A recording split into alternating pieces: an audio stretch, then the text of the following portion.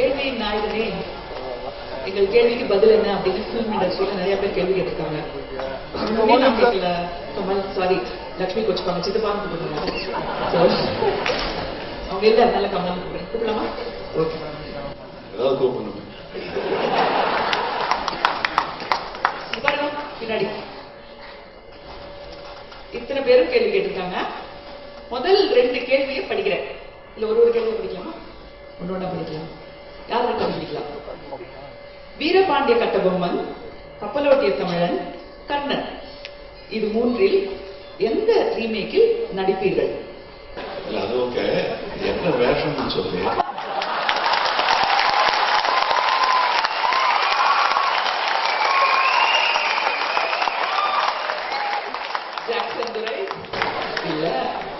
Jackson துரை நடிக்கலாம். ஃபிளச்சரா நடிச்சிருக்கேன், அதனால Jackson துரை நடிக்கலாம்.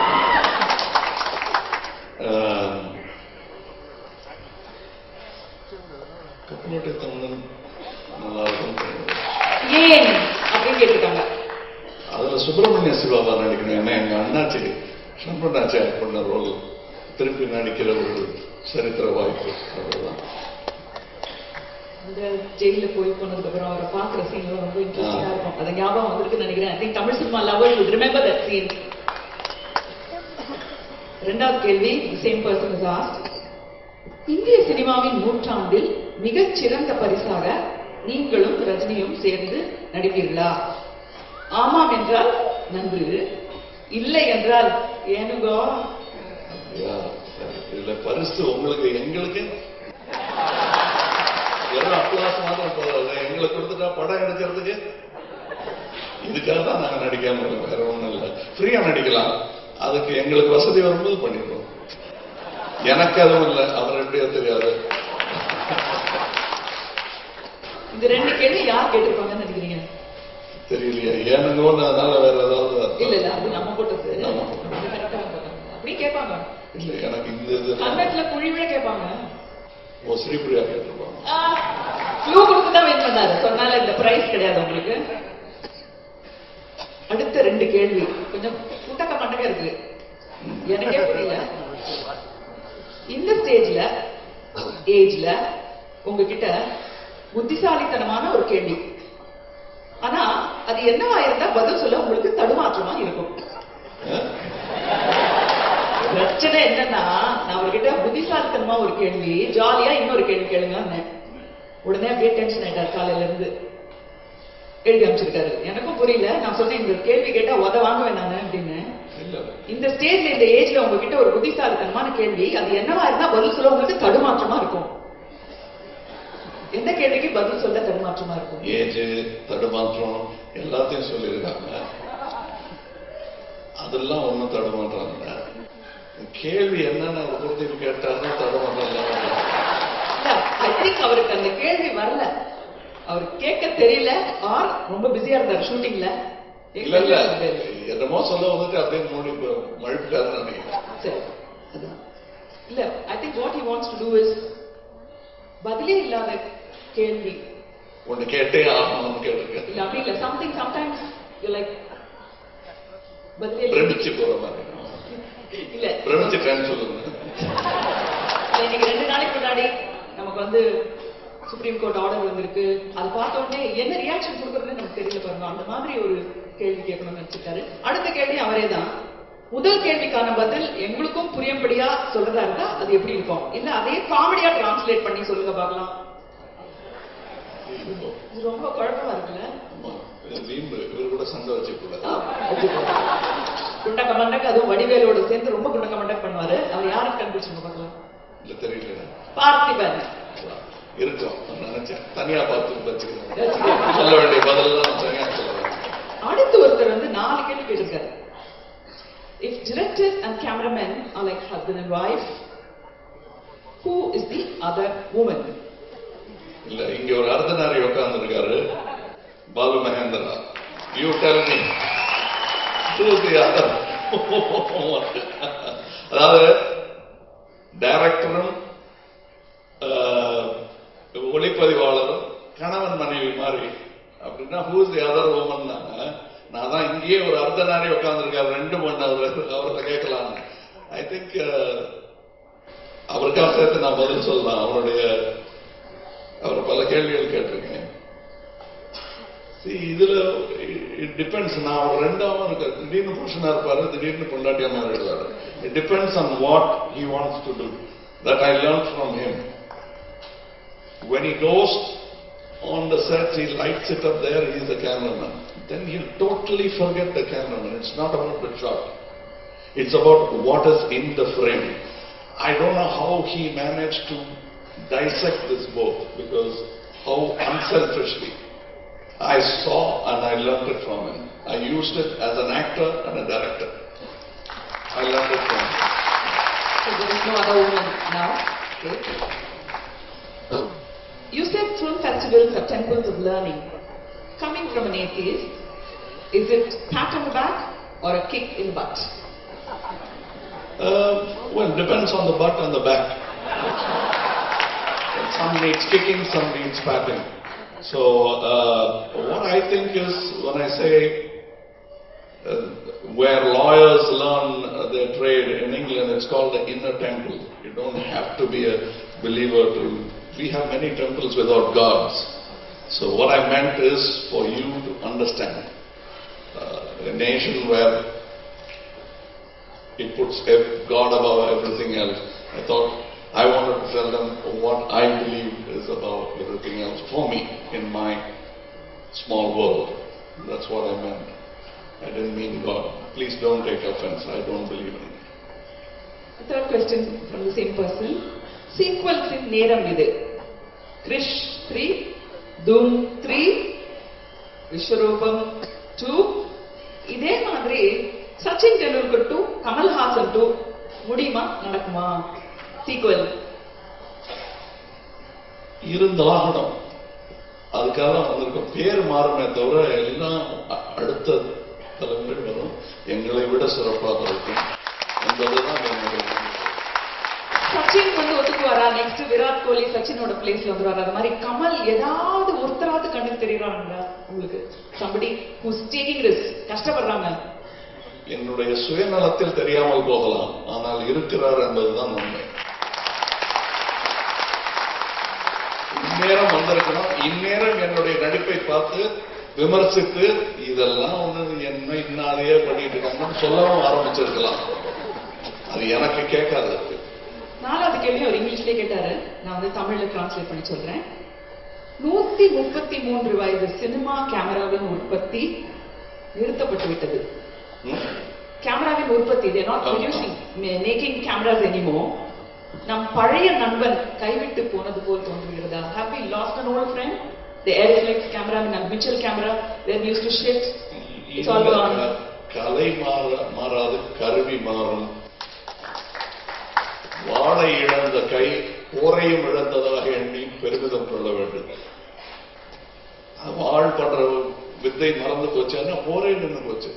Cinema மாறும், சினிமா ஊடகம் மாறும். நானும் பாலமகேந்திராவும் பூஜித்த சினிமா வேறாக மாறும், யூடியூபா மாறும். எல்லாரும் சினிமா பண்ணுவாங்க. தனியா பிலிம் இன்ஸ்டிடியூட் போய் படிக்க வேண்டாம், எல்லார் கையிலையும் இருக்கும். கவிதை மாதிரி யார் நினைச்சாலும் எழுதலாம், அதுவாகவும் மாறலாம். அந்த ஊடகங்கள் வரும் பொழுது எங்கள் ஊடகங்கள் பழையதாகும். இப்பவே என்னுடைய 2C BV ஆசையா வாங்கினேன் நான். I used to call it my BV first, because that's the first, you know that நான் கார் வாங்கல ஃபர்ஸ்ட் கேமரா தான் வாங்கினேன். So that 2C BV ஒண்ணுமே இல்லை. இப்போ வந்து சூப் ஊத்தி குடிக்கலாம், இல்லை சொல்லுங்க. That's sad, Babu sir. Soup ஊத்தி குடிக்கலாம்ன்றாரு 2C BV-ல. இப்போதைக்கு அவ்வளவுதான். அதுக்கு மரியாதை இல்லைன்னு சொல்ல, பட் அதோடைய தேவை இன்றைய நேரத்தில். இப்ப பாலு சாரு இப்ப வந்து டிஜிட்டல் கேமரா பண்ண ஆரம்பிச்சிட்டாரு. It will happen. செல்போனே யூஸ் பண்ண மாட்டேன்னு இருந்தாரு, இப்ப யூஸ் பண்ண ஆரம்பிச்சிட்டாரு. உள்ள இருக்கிற ரகசியத்தெல்லாம் சொல்றேன். ஓகே, நிறைய புத்தகம் படிக்கிற நீங்க, Aamir, you need a lot. கிண்டல்ல படிக்க முடியுதா? ஸ்மார்ட் எல்லாம் பெருசு பண்ணி செப்பியா டோன்ல பண்ணி, you know, you do so many things. Pages can be marked.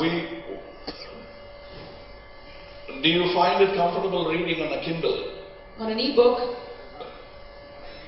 Yeah. Sorry. I'll mind, I'll read it on rocks, I'll read it on Kindle, I'll read it from anywhere. As far as I can read, that's fine. டெக்னாலஜிக்கு பெரிய கைதட்டல் வரவேற்பு இவர்கிட்ட இருக்கு. பண்ணவே முடியாது. I used to think of all that. There was a time when we all felt that only black and white photography is the only photography. But it's a belief. Some people have so much love for it that they don't want anything else to replace it. But I don't mind. For me, it's the contrary. இவ்வளவு 4 கேள்வி கேட்டிருக்காருல்ல, அவர் யாருக்கு கண்டுபிடிக்கணுமா? சரி, ரொம்ப friend, அடிக்கடி பறந்து வந்துருவாரு, பக்கத்து ஊர்லயே இருக்காரு, பறந்து வந்துருவாரு, நீங்களும் போவீங்க அவரை பாக்குறதுக்கு, 2 பேரும் சேர்ந்து எழுதுவீங்க.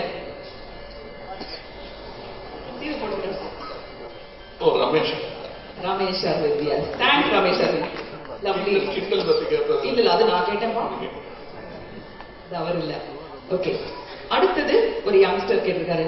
You know, when we ask people to send questions or give questions, they have paragraphs. அவ்வளவு கேள்வி இருக்கு உங்ககிட்ட. சோ, தசாவதாரம் எடுத்த உலக நாயகன் இயக்குனர் அவதாரம் எடுத்ததற்கு யார் காரணம்? அதற்கு தூண்டுகோலாக இருந்த உந்து சக்தி எது?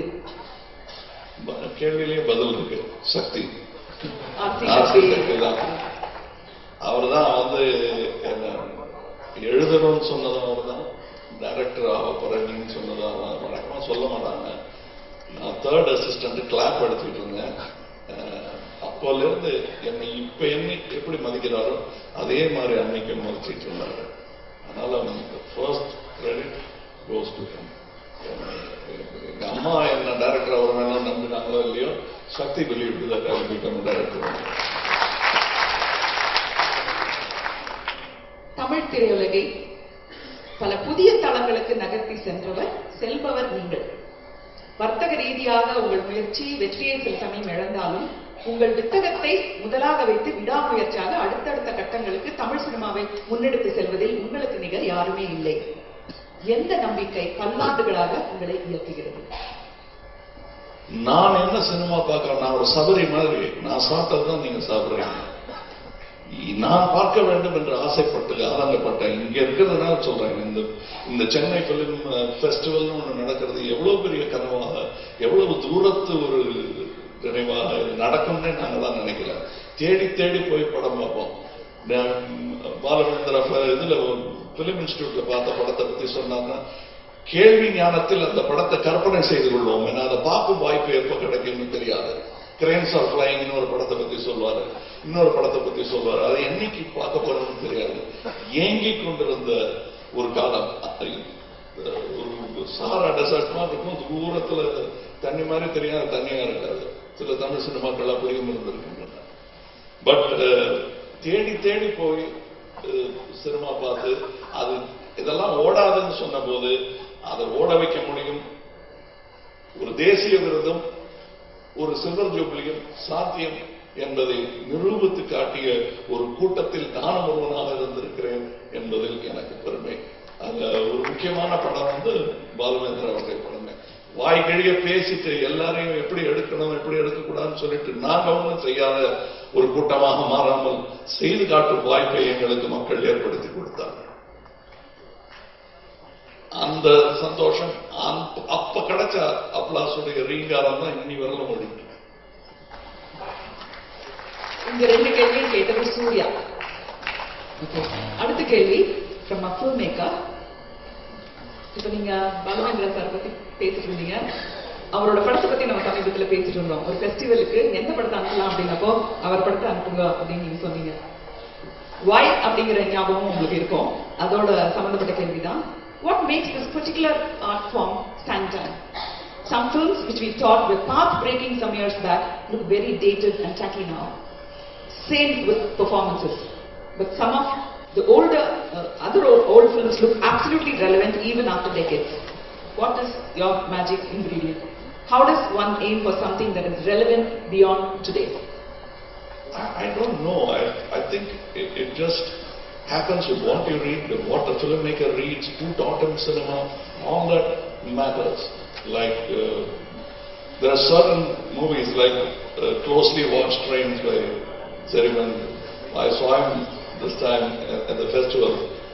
I was shocked to see he was all white and old, because still remember the film as a very young film. Even today, It's still young. it's still young. And many films. Not all the films that we make. I've made 200 plus films. You cannot put all of them in a bracket, because some will never ever be remembered. They were just part of my paying income tax. So சில படங்களை உங்க படங்களை பின்னாடி பார்க்கும்போது கூட you think they are dated. உங்க படங்களை பார்க்கும்போது it's dated அப்படின்னு. It's dated. If I had a delete button, I'll delete it. Okay. இந்த கேள்வியை கேட்டது மாப்ள மணிதா. Sometimes Kamal calls him Mani Mapla just to irritate him. So அதனால மாப்ள தான் இந்த கேள்வி கேட்டார். Mani Ratnam asked this question. Next is a very peculiar question from a man who brings you melodies. But melodies. அழகான சுகமான சங்கீதத்தை கொண்டு வர ஒரு காரமா கேள்வி கேட்டிருக்காரு. How can we address the hypocrisy and the farce of our films being censored? Why cannot we present the script before shooting starts to the censor board? How are we sure that the people viewing the films in the censor board are qualified critics or people who have a sense of basic cinema, like differentiating between camera and a projector? கோபமாவே கேட்டுக்கிறது. யார் கேட்டது? நான் சொல்றேன், பதில் சொல்லுங்க. Okay. உங்களுக்கு நிறைய குரல் கொடுத்தவர். உங்களுக்கு நிறைய குரல் கொடுத்தவர். Right. Okay. So S.P. Balasubramaniam, very unusual question coming from a musician about censorship. Yeah, but I know he suffered a lot with the one censor, but I am yet to go to censor with my Vishwarupam group, but that doesn't matter. This is a voice that has to be raised, and this is a great forum. People who are qualified should be there at the center. The industry should take the responsibility of censoring itself. Which answers the question that right now they are not qualified. They like cinema, but that is not everything. They like to watch movies, and there are censor board officers sometimes who tell young filmmakers, you could make the film shorter. What are you doing? I mean, it's ridiculous. And all political parties want one member from their section coming. It's wrong. That's not how art should be curtailed. And they will laugh at us in another 100 years. Believe me, if we don't mend this.